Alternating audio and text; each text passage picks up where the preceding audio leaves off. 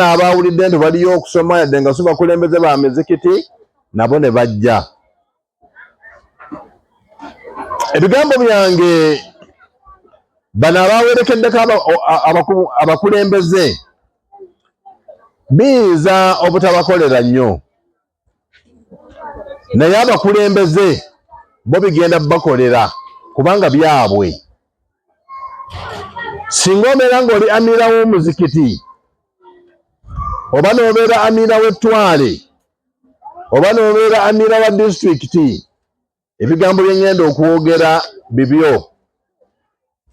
Akati eyakuwerekeddeko naye anaaba akuyamba okukujjukiza obuvunaanyizibwa singa onaabanga obusodde. Banyama ab'ebitiibwa, njagadde okubeera nga mbategeeza nti okubeera omukulembeze buvunaanyizibwa, era buli lwe bakulonda nti tulonze amiira ne babukuwa, banne ne bakuwa haaga, banne ne bakuba takibiraat, naawe n'oseka nnyo n'osanyuka nnyo, nkutegeeza nti osanyukira ky'otamanyi. Omugwere kyagamba nti atamanyi kitta yakunamira omuliro. Sahaba gwe bayita Umar ibn al-Khattab radiyallahu anhu bwe yali ayogera ku bukulembeze, yayogera ekigambo ekizitowa n'agamba nti man wuliya al-qada fakaannama dhubiha min ghairi sikin. Omuntu singa bamuwa omulimu ndi kati gwagenda okubeera omulamuzi, gwagenda okubeera dikke, gwagenda okubeera ow'ettwale, gwagenda okubeera amiira, gwagenda okubeera mu kifo gundi, omuntu oyo abeera ng'omuntu gwe basaze naye nga tebamusaza kambe, nga bamusaza kaguwa. Weetegereza obulumi omuntu oyo bw'abeera nabwo. Kyeva olaba nga abasajja abaatukulembera oli bwe baamuwanga obukulembeze teyabukkirizanga, kubanga amanyi nti obuvunaanyizibwa tajja busobola. Naye ffe omulembe gwatuuka obukulembeze tubunoonya ne tussaamu ssente. Nyinawe nali ntudde oli nankubira, sente njagala okukulabako, konze nsanga mu kifo bwe kiti. Bw'ajja ŋŋamba nti neesimbyewo ku bwagundi, nsaba buwagizi bwo. Nimugamba naye ebifo by'obusiraamu mwatandika ddi okubikubira kampeyini? Ng'omukyala okubeera amiira w'omuzikiti atambula ekyalo kyonna nnyumba ku nnyumba, mumpagire ngenda bakulembera bulungi. Ng'omuntu okubeera amiira w'ettwale, bakansalazi bonna abakubira amasimu, bannange. Ba amiraatsi nsaba Allah abateeremu obwangu, naye nga obuvunaanyizibwa bwe mulina mu maaso ga Allah ate kirala nnyo. Tuli mu mulembe nti abantu balowooza nti bw'obeera omukulembeze obeera ofunye privilege ey'okubeera nga bw'ona obeera ku mukolo oba n'entebe eyiyo, bw'ona obeera ku mukolo ogw'emmere essuniya eyiyo ejja, essuniya ya amiira, bwe munaabeera ku nnyimbe amiira tola ku salaamu. Bannange obukulembeze bunene okusinga awo. Era ba amiira njagala owute ka caayi ng'amatu ogampadde, kubanga bw'ona ova ku byange ogenda kudda ku wangatto. Ate tomanya osobola okubeera ng'oli kuwulira ebigambo byange nga bye bisembayo, nga tojja kuddamu kuwulira kigambo kyange nate, okujjako okubeera ku lumbe lwange n'ogaati omusajja oyo yatusomesa. Nabbi Muhammad sallallahu alayhi wa sallam yagawa obuvunanyizibwa naye nga abutandika n'ekigambo ekizito n'agamba nti kullukum ra'i, mwenna muli balunzi, wa kullukum mas'ulun an ra'iyatihi, era mwenna mmwe abalunzi, buli omu Allah agenda kumubuuza ku bulunzi bwe. Nabbi bw'amala atandika okubala n'agamba nti wal imaamu ra'i, omukulembeze yenna abeera mulunzi, wa mas'ulun an ra'iyatihi, era Allah agenda mumubuuza ku bulunzi Allah bwe yamukwasa. Nolwekyo amiira mpuliriza kimanye nti okubeera amiira is a responsibility gy'ogenda okutuuka mu maaso ga Allah jalla jalaaluhu akubale nga yeetaaga omunnyonnyole ebbanga liwamala mu bukulembeze wakola ki, weeyisa otya, obusiraamu wabugattako ki, ebbanga liwamala ng'oli mukulembeze. Nolwekyo njagala okubeera nga ntegeeza abakyala abakulembera emizikiti nti mmwe singa mulongooka ne mulongoosa n'emizikiti gyammwe, obusiraamu bwonna bugenda kulongooka, naye mmwe singa mufa n'emizikiti gigenda kufa, ne umma egenda kukola loosi. Nolwekyo amiira obuvunaanyizibwa bunene. Saayo amagezi otandika okubeera ng'obaako ky'obukolera. Allah jalla jalaaluhu bw'alibanga akusimbye mu maaso ge, bw'alibanga akubuuza ng'olina by'osobola okumunnyonnyola.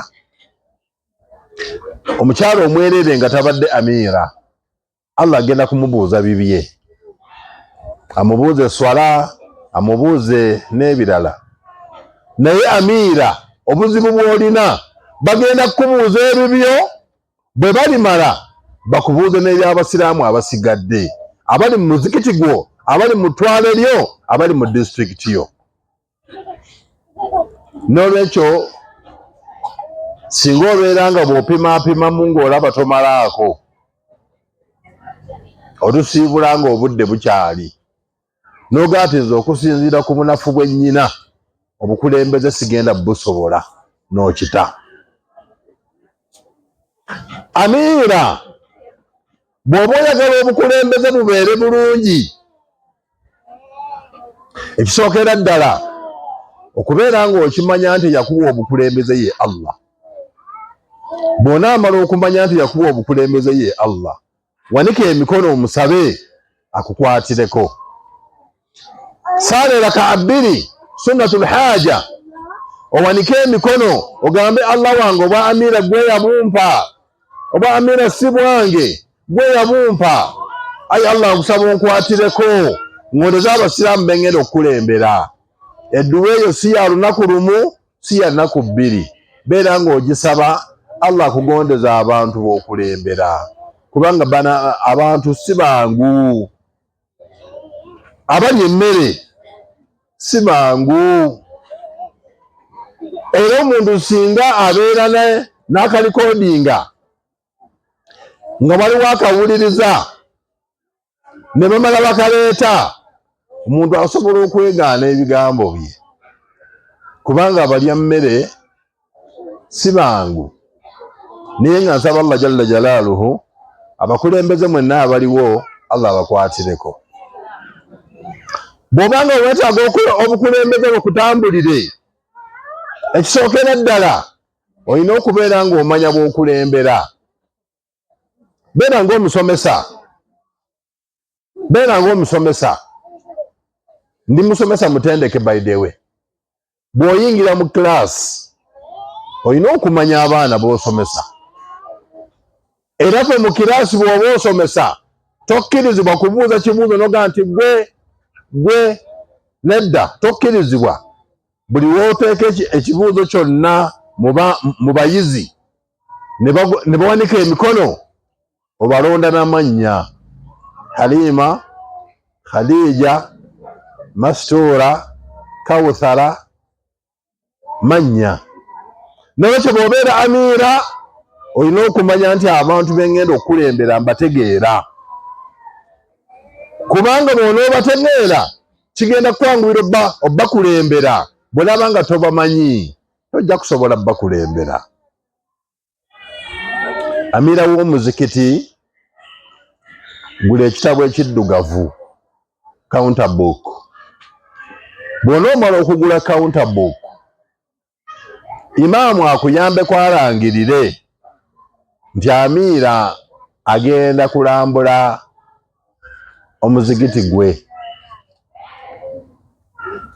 Museewe ennaku Amira n'omuwandiisi we musobola okwongerako owookusatu ne mutambula nnyumba ku nnyumba. Mugende ennyumba ezo muwandiika abasajja bannyinimu. Bwe banga nzaaliraanye omuzikiti nga musookedde wange, muwandiike Sheikh Rutu Wandera 001. Muwandiike amannya ag'abantu abali ewange. Owandiike Maama Shurayimu, owandiike Maama Sharifa, owandiike Tawhida, owandiike Shurayimu, owandiike bonna bomanyi nga bakyala. Bawandiike okulozinge. Bw'omala genda mu famire ey'okubiri, naye ogikoze nga bw'okoze wali. Bw'omala tambula ku nnyumba zonna mpaka omaleyo ennyumba families. Masjidi eyo gy'okolamu obwa Amira, masjidi eyo beetwala. Kijja kwangubira okumanya nti masjidi yange tulina families 150. 150 kino mulimu abakyala n'abawala abakulu abavunaanyizibwako amateeka g'Obusiraamu 3. Awo naaba otegedde b'okulembera. Akati n'olyoka osinziira awo n'omanya kiki ky'oteekwa okutandika okukola mu bakyala b'okulembera. Bw'omaliriza okumanya abakyala b'okulembera, kikati ky'ogenda okuzzaako, olina okubalambula omanye ebizibu byabwe.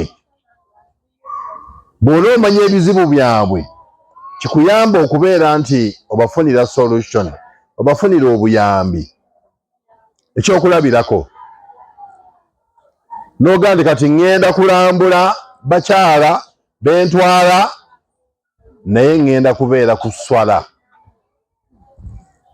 Nojje ewa 001 ne bakwaniriza, n'ogamba nti wayi hajati abaana basaala.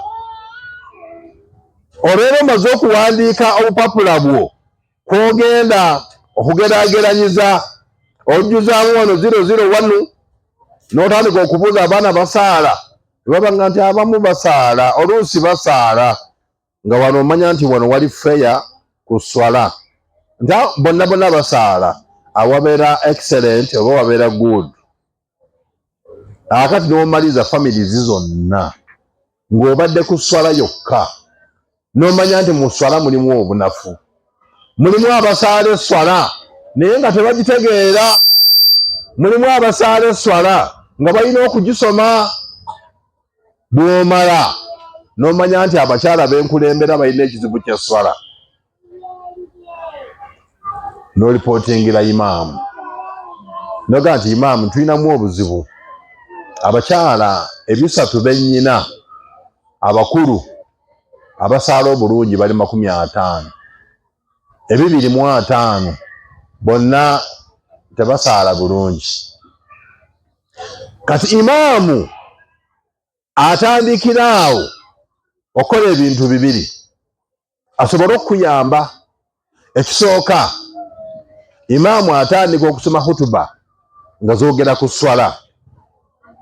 Soma hutuba nga zoogera ku swala.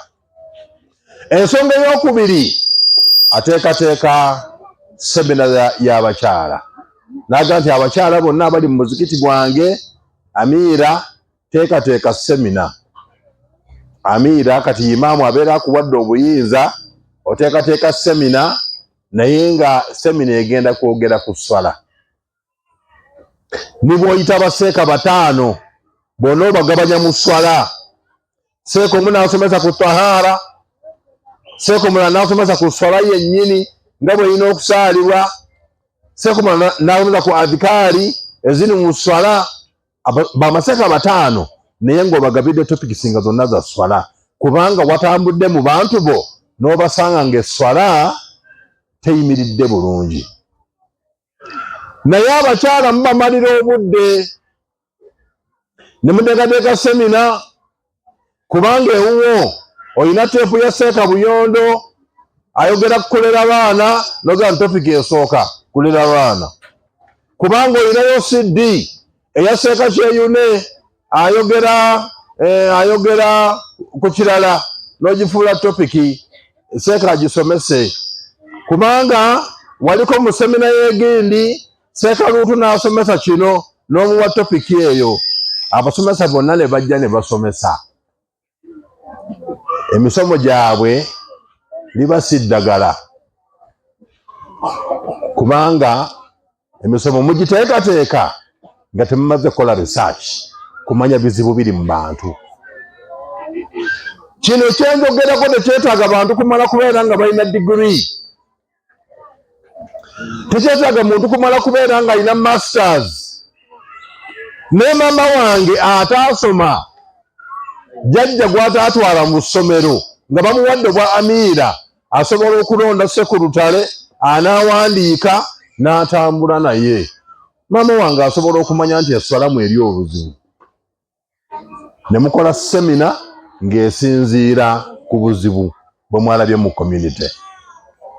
Ezo ze semina ze twagala okutandika tuzirabe mu bakyala. Era eyo semina yeeraga nti amiira mutendeke asobola okuvuga eryato niwankubadde nga waliwo amayengo. N'olwekyo amiira muteekateekerenga ebisaana. Nagenda mu semina emu nga batupanze bamaseeka 9 ate ffenna twagenda bamaseeka 9. Nzijukira nze baali bampadde topiki njogere ku obubi bw'olugambo. Mumpadde dakika mmeka ne banzira mu moto azeesuuna bona z'onoolaba oba 2 oba 3. Nze nvuga amafuta okujja mu kitundu kyewammwe nga nze kwogera ku la yadkhulul jannata annammaam. Olugambo tagenda kuyingira jjana. Newankubadde ng'oba olina ebigambo bingi ng'ebyange tolina ngeri gy'osobola kugaziyaamu kintu ekyo ne kimala essaawa ennamba gye bakuwadde. So ba amiira twagala workshop eno, twagala semina eno eveemu ebibala. Muteeketeeke seminars nga zivudde ku research. Osobola okukeera ku mulimu gani gye kulaba ennyambala y'abakyala n'ogenda ng'okebera okuva ku 001 mpaka ku 00150 otuuka mu maka n'olaba omukyala bw'abuguuta n'okugyayo akakaaya yeebikke. Bwe twali mu khuruuju omukyala yabuguuta n'agyayo akakaaya yajjayo mpale n'agisa ku mutwe. Akati bw'ajja omwana amuyita, mama sooka gye, mama sooka okomewo, mama sooka okomewo. Omwana ayagala mulabula nti owaayo ennika egenda kuno ezze ku mutwe. Akati oyo aba tayambala, ayambala lw'abagenyi. Amiira gwagenda okuzuula omuze oguli mu bakyala ogw'obutayagala kwambala. Bw'onaaba oguzudde tegeeza imaamu. Imaamu abakyala tebambala.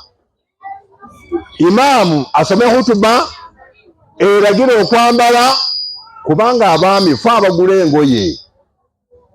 Bw'amala amiira ateeketeeke semina nga eri kwambala, kubanga ne ssente y'ekikazi esobola okugula ekikaaya. Bamaseeka nga bajja nga topiki nga gundi theme eri ku kwambala. era nga mugikutuddemu nti waliwo agenda okusomesa ku bulungi bw'okwambala, waliwo agenda okusomesa ku ebibala ebiva mu kwambala, waliwo agenda okusomesa obubi obw'obutayambala. Bamaseeka aba lwaki mutujjuzaawo abantu mwenda ffenna? Okutujjuzaawo abantu omwenda kitegeeza nti poor planning. Amiira ayanguwibwa nnyo okugenda okunaaza abafu abali ku kyalo. Amiira njagala okutegeeza si mulimu gwe kunaaza bafu. Era yakugamba nti Amiira egimu ku mirimu gye kuliko okunaaza abafu yakulimba, wabula omulimu gwa imaamu kusomesa bagenda kunaaza bafu. Nze nkoze obwa imaamu emyaka 20 naye sinaazangako mufunzi, naaza beewange mu kika. Naye bano bwe baleeta obuleesi, oli imaamu omusomaali afiiridde ero nga baleeta. Waliwo omulambo oguli wano mu mochare naye gwa musiraamu nga baguleeta. Amiira beera nga weetegereza, kola survey olabe abakyala bameka abasobola okunaaza abafu. Bw'omala okumanya ennamba y'abakyala abasobola okunaaza abafu, kola semina. Tegeeza imaamu okusooka, saagala owambe imaamu. Tegeeza imaamu nti imaamu tulina obuzibu kunaaza abafu. Imaamu akole roole eyiye, atuugeyo hutuba eyogera ku kunaaza abafu. Bw'amala naawe akuwa olukusa oteeketeeke semina. Mulyoke muyite bamaseeka nga muli ku bafu mubasomese. Seeko naasomese okunaaza n'ebirungi ebiri mu kunaaza. Seeko naasomese eswala y'omufu. Seeko naasomese enneeyisa y'abakyala ku lumbe. Lwaki mutewanya bamaseeka? Abakyala mulina olugambo, abakyala mugeya nga muli ku lumbe. Abakyala tebajja kuwulira. Ate kati essaawa eno twafudde ekizibu, Allah kitutaase, kati ennyimbe yafuuka mbaga. Omuntu olufa bw'ati, guruupu eringa ekola bajeti yaayo, omuceere ensawo, ennyama ekiro 2 n'ebitungulu n'ebigendamu. Nze nyina bakasaale bange okuva Ikiiki, nze nyina abange okuva e Mayuge, nze nyina abange okuva e Namabasa, nze nyina abange okuva e Namakole. Kaakati olaba wali Masiga kuliko Sepiki, nawali Masiga, nawali niwaka wabeerawo Meyini. Meyini mubeeramu n'emiwumbo n'empombo, naye ng'abantu bali ku lumbe. Amiira mwe abalina okutereeza embeera eyo. Amiira ne imaamu wo, lwaki muleka abantu b'ekitundu ne bafuula olumbe okubeera embaga? Bamaseeka ababeera mu kusomesa ku nnyimbe, kumbi basomesa basajja beereere. Abakazi nga bali mu kusiika, bali mu kutewaana abantu baabwe kulya. Wallahi nabbi tayigirizangako nti bw'oba ofiiriddwa teekateekera abantu emmere. Nabbi takiyigirizangako. Wabula nabbi kiyayigiriza kigamba nti isna'u li ala Jaafari ta'am kad ataahum ma yushghiluhum. Muteeketeekera abantu ba Jaafari eyali afudde ng'ateddwa mu lutalo, bamulekwa abo bannamwandu, mubateeketeekera emmere kubanga bo tebakyasobola kuteekateeka mmere. Abedda ba munno mu kabi oba baalagawa, Mungu abatusaasirire. Bamaama nga mwogera nga nange bwenjogera, mbabweyo akazindaalo, bandibadde basirika. Bali mu myaka gya maama wange basirike. Kati mbuze n'okubula, naye ng'ate siyinza kubula. Muno mu kabi abedda oli yajjanga n'oluku, onajja ne afukiro y'ebijanjaalo, onajja n'omunwe gwa mwogo, ne batakosa awo Sepiki y'akatogo, abantu ne balyako. Ennaku zino oli bw'ajja n'aziika 1000 ate ng'atuula akuuma essowaani y'omuceere okuliko n'ekifi ky'ennyama. Banange bidia mwazuula nnene nnyo, bidia nnene nnyo. Twali mu kuteekateeka okuziika kwa Sseekatwale wange Sheikh Yunus Mawejje, Allah amusaasire. Ntugamba wano sirabako empeke y'emmere. mutuleetera okuziika abantu leeti twagenda okuziika ebutalejja tuba tukyatudde bwe buti mayi tennafuluma ne baleeta amazzi ag'okunaaba mu ngalo ne batufiira amazzi mu ngalo amasuniya ne gatandika okuyingira kozi banne tuze ku mbaga tuze kuziika bannange ekyobusiraamu tebukikkiriza gurupu zambe ze mulina gurupu ye Katiira gurupu ye Nabiganda gurupu ye Gundi abantu abo bajje bakuziike bakuwa amabugo nga tebalina kye balidde bwe bumanga akuwa ampa gwempa then ekibiina kifu mwannyinaze yafulumya emitwalo 22 n'afumbira ab'ekibiina ne bamuleetera emitwalo 26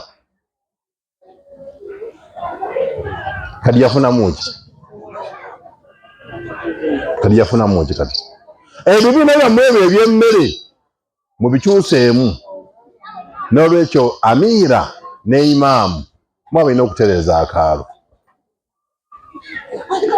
amiira bakyala bannammwe bafiirwa n'agenda ku lumbe n'atuulayo okumala ewiiki ennamba n'amalayo omwezi ng'alinga eyava ewa mwannyina nga mbuge ti baaba ogira obeerawo nze ngeze mu kuziika naye ng'avudde wabba n'atuula ku lumbe buli ajja okuziika gwawerekera buli ajja okuziika gwawerekera buli ajja okuziika gwawerekera bannange obusi busiraamu naye ng'alina okutereeza embeera yaani naani ne imaamu mukole semina muyite bamaseeka bajje basomese nga topiki ebikolebwa ku lumbe omuli okunaaza omufu okusaalira eneeyisa ebeerawo ng'omuntu afudde twagenda n'amanyonyi oli nga yeesibye babiyita oba batya yeesiba muno ebiyina yeesiba oba mwalimu bisatu akati bw'ajja okumubuuzaako koze nga kitalo munekitalo baaba munekitalo agenze ngenda okumulaba akuta omulaawo omunene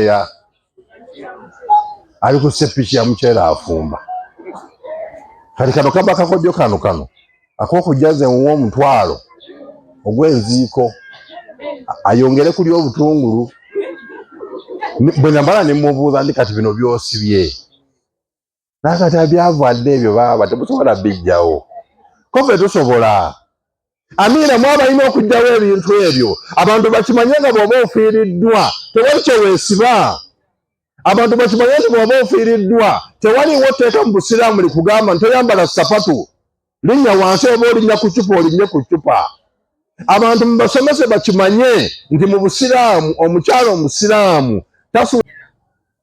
nabbi sallallahu alayhi wasallam yatugamba la yahilu lmar'a tekikkirizibwa ku mukyala tu'minu billahi wal yawmi al akhir akkiriza Allah n'olunaku lw'enkomerero antahidda ala mayitin okutuula ku lumbe fawqa 3 layaalin okusuuka ebiro bimeka illa ala zawjin okujjako bbaayo bw'abanga yafudde emyezi emeka n'ennaku mmeka abanaasomesa ebintu ebyo amiira gwateekateeka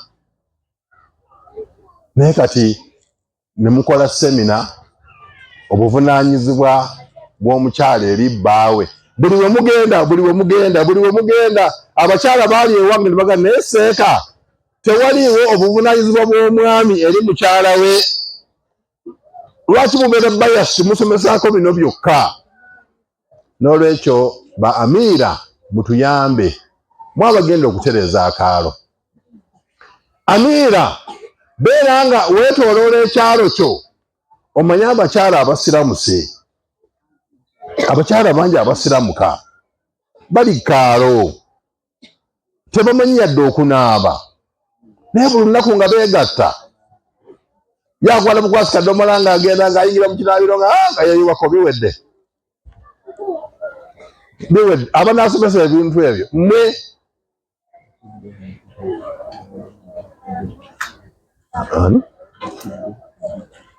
waliwo omukyala gwe baagala ku geeti. Obuvunaanyizibwa si bwakweyanjula bweyanjuzi ku mikolo, wabula muyina loolo nnene gye mulina okuzannya.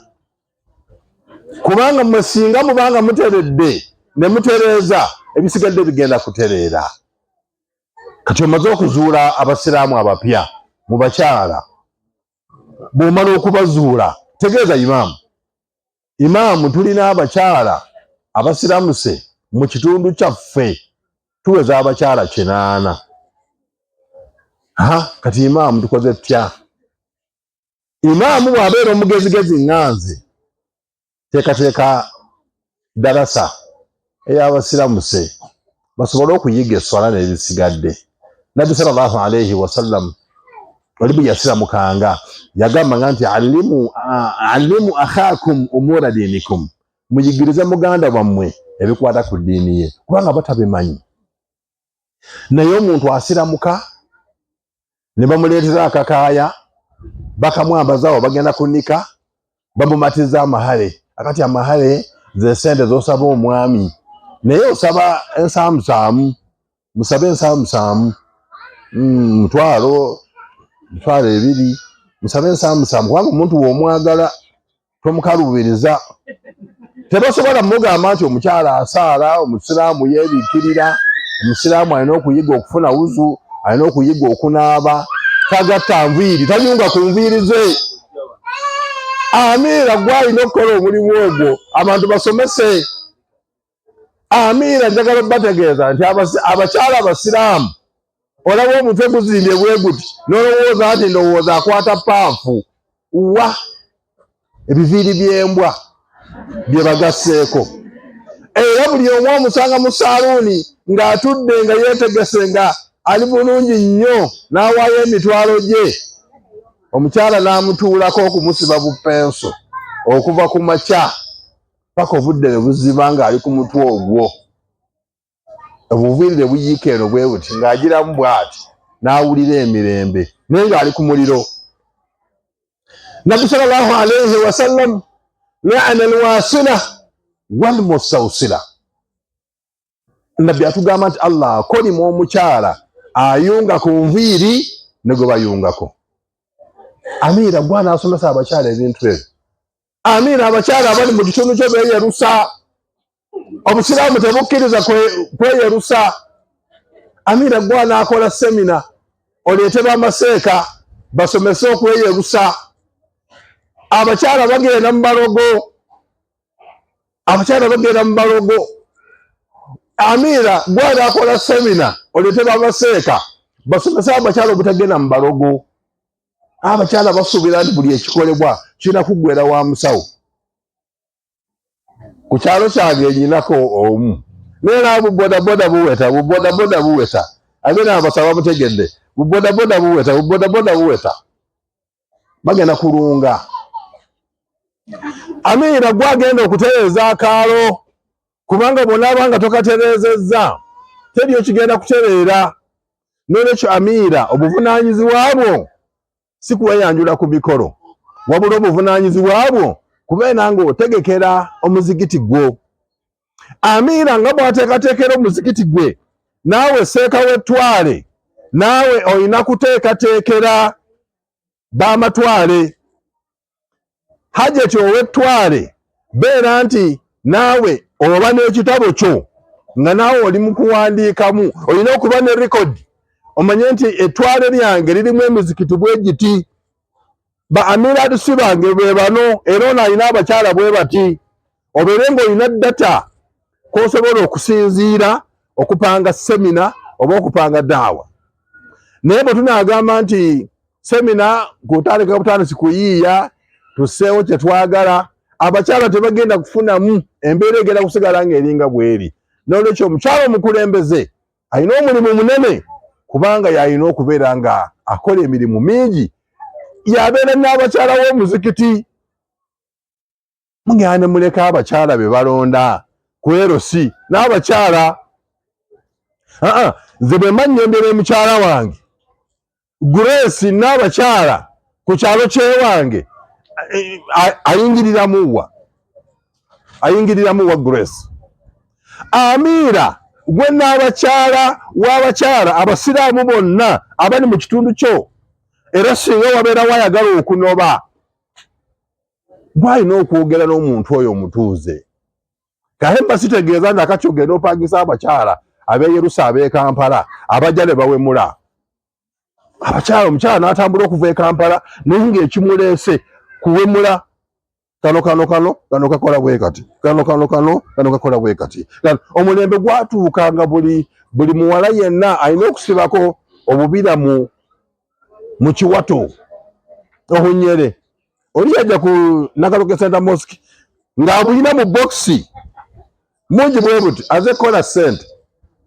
Buno bw'obeera yawo buno omwana omu yatugamba ku Nakaloke SCS nga Sheikh Kasumala Mwamali amubuuzizza kubanga yabuuza ekibuuzo nti Seeka obunyere bulabulwa butya?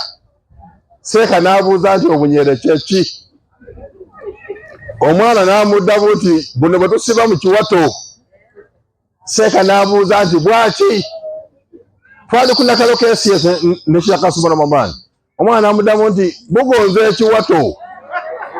Kakati abakyala batambula ab'e Yerusa okuva e Kampala bajja kukola bizinesi. Naye bamaama baffe bajajja nga bafumba. Nze maama wange muzeeyi yafa n'amuleka awo nga atuzadde ffenna mirembe buto nga tuweddemu. Oba yabuliraawo obunyere simanyi. Naye maama bangi abakyala ababeerawo ate nga tayimu yatuuka bali nga bamaze okukola bizinesi y'okutunda obunyere. Akati essaawa eno bwava ku mulembe. Maama Hajati Sausiya bukyali ku mulembe. Bwava ku mulembe. Essaawa eno kati bwava ku mulembe tebukyaliko. Era akati kati kasale bakusanga nabwo bakuteeka mu baleera abakyali mu gondi mu analogo bagayita maale ennaku zino. Amira gwalina okukola omulimu ogwo. Nolwekyo Amira mumanye obuvunaanyizibwa mutaase duniya eno. Al ummu madrasa maama abeera ssomero singa obeera nga omutegese bulungi afulumya community ennungi ey'omulembe. Amira beera n'abakyala owabule bakyala banno. Teba na lugambo. Bw'oba ozze ewange n'osanga mukyala wange ng'alina ekibulako mu ddiini, lwaki omutwala mu lujjudde? Jangu mu advising. Kya mukyala Seeka kino kiri bwe kiti, kino kiri bwe kiti. Nolwekyo Amira alina obuvunaanyizibwa bunene bw'alina okubeera nga yeetikka. Singa obeera nga Amira obuvunaanyizibwa abukoze, abasajja tebagenda kukoowa. Imaamu n'akola ogugwe ku basajja. Abasajja no balina emputtu tebagenda mu seminars bo. Naye ng'abasajja abo tubalina bwe bajja ku jjuma batuula wansi awo eddakiika 40 n'obakalakatira nga tewali yeetakula, tewali asituka, tewali abuuza. Dakiika 4. Kyeva nkugamba nti Imaamu Amira bw'amala okukola research ajja nategeeza Imaamu. Bw'ategeeza Imaamu, Imaamu n'apanga hutuba. Era zino muwuliranga hutuba, nze hutuba ezange ebiseera ebimu mbeera nebuuza ku Amira. Koza Amira kiri kitya watambuddemuuko? Naga ati waliwo kino koze kale kaze nkwata ku rooli eyange. Nankwata ku rooli eyange bigenda bitereera mpola mpola. Wowe twali mu semina abakyala ne bandoopera. Nafuna abakyala 14 ng'abasajja babateeka mu mayumba mu kibuga omwo naye nga tebasuulayo. Babawasa be bakyala namba 2 naye nga babasuula omwo. Omu yange ati nze nfumbye ewuwe kati emyaka 5 naye ewange simulabangako kiro.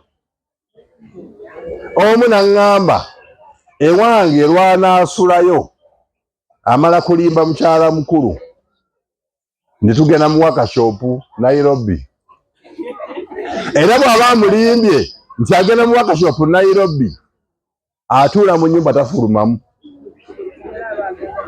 waliwo eyamulimba ng'asula waggulu awo ku mpologoma.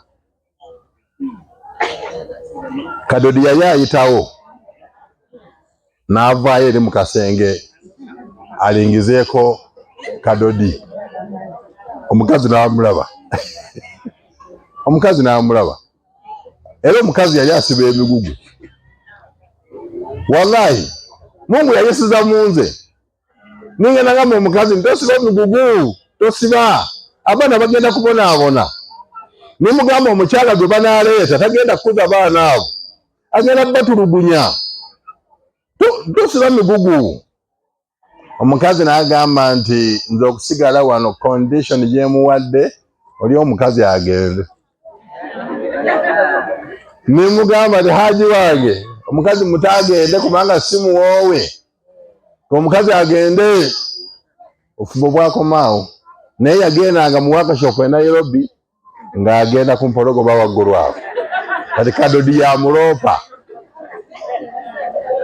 Naye natunga hutuba ejumeezi nga ndi ku ekyo era abakyala abo 14 n'ababiri ndowooza bali wano 14 kuliko abakyala 6 abaafunamu bera kati ayo biyungu 3. Oli mukazi nange ndi mukazi nze lwaki onfuula ka bebi oli naabeera mukazi. Ekizibu ekyo Imaamu ne Amira be balina okutereza ebintu ebyo. Njagala okubeera nga mmaliriza ebigambo byange okubeera nga ntegeeza Amira weetisse omugugu ogw'ettwale lyonna emizikiti egirimu. Amira w'Ennakaloke emizikiti oba 32, Amira w'ekibuga oba gwena emizikiti 29 oba 3 oba mmeka. Ate kati emizikiti bagenda bongera mu bongezi mu planning.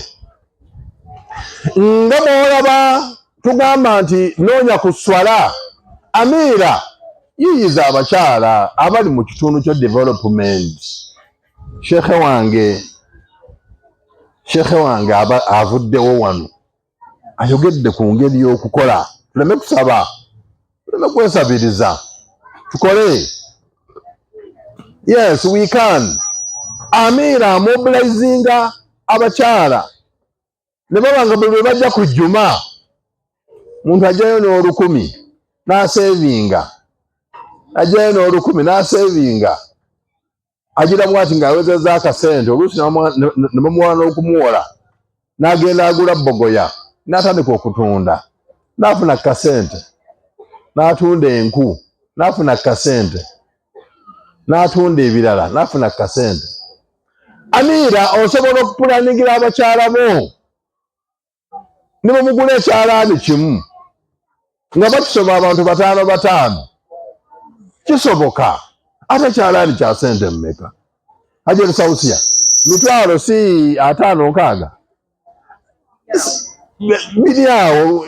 Ne Amira n'okulembera omuzikiti emyaka 5 n'ogenda mu 10 n'ogenda mu 2 n'ogenda mu 3 ng'oli Amira naye ng'abakyala obunaku bubatta tolina yadde kobayiyiza ng'abasajja abasomesa okulunda enkoko bazunga buzunzi nga njuki weebali gwe kasa n'omukubira jangu osomeseza abantu bange. Kola semina leka twagala semina ya development. Wallahi seeta agenda kubasomesa oba omusomesa yenna mugenda okuvaawo nga buli mukyala agenti kati nze kangende mu kulima eggobe. Ate eggobe nalaba nga lya layisi awantu weyadde watono wati oteekawo eggobe ogenda okugira bwoti ng'ofunye emitwalo gye2. Joking like that. Naye munaakuuma abaami mutukuume naye bwe tunaafa mugenda kubonaabona. Ate ffe tufa mangu. Anzi naye sifiiridde awo. Kati abange kati singa essaawa eno singa batandika okugenda mu mizikiti banne twali bakaseeka mutuyambe naye singa obeera nga obadde weekoledde ekintu kyo tosobola kubeera mu bubuya ogwo. N'olwekyo wadada zangu wenye hawasikii Kiganda, ningependa kuzungumza Kizungu lakini Kizungu changu ni kidogo. Sasa hata Kiswahili ni kidogo lakini nitazungumza Kiswahili. Uongozi ni amana. Ukiwa kama umechaguliwa kijijini chako kuwa kama wewe ndiyo amira wa msikiti, umepewa amana na una jukumu la kutimiza. Wanawake wote wenye wanaishi kijiji hicho, wewe utaulizwa kuhusu wanawake hao. Sasa ikiwa kama hutaki kupata maneno mbele ya Mwenyezi Mungu Subhanahu wa Ta'ala, ni vizuri uanze kupanga kabla hujafariki dunia. Na nimesema hivi, nunua kitabu, counter book.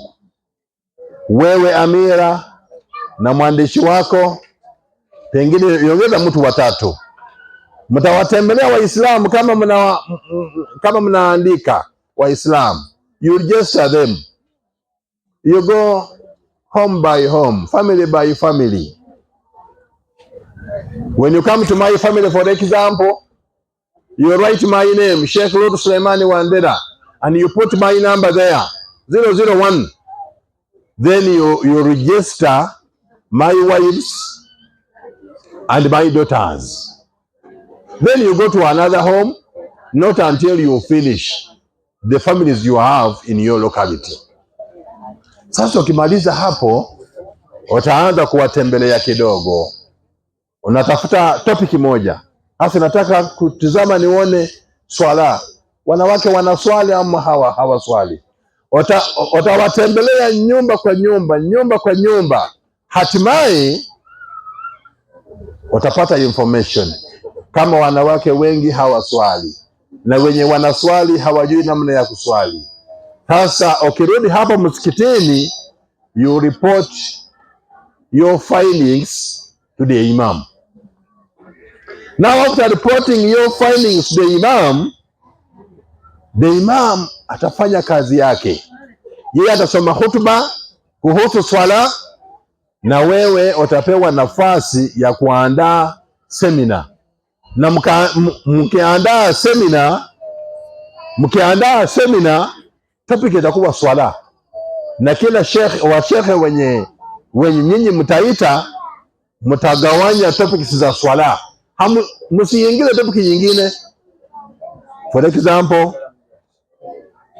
tahara, ablution, ghusl, you give to someone, you allocate it to someone else. Then how to perform prayers, adhkari after prayers. Manake mnapanga topics kama zote zina rotate swala. Hapana nyingiza kitu kingine. Hasa ukimaliza swala, tafuta topic nyingine. Hijab au tabia za Kiislamu, and you continue like that. Now, amira ikiwa kama amepanga namna mimi nazungumuza, baada ya mwaka mmoja, miaka miwili, msikiti wake utakuwa kama umebadilika. Nebo tusigala okusigaza vyao, tugenda kusigala n'ebikaya byaffe n'okutwanjula mu nnyimbe, naye nga obusiraamu nga tebuliyo, ate nga Allah agenda kubeera nga atubuuza. Bane mukkirize ebigambo byange bikomyawo. Barakallahu fikum.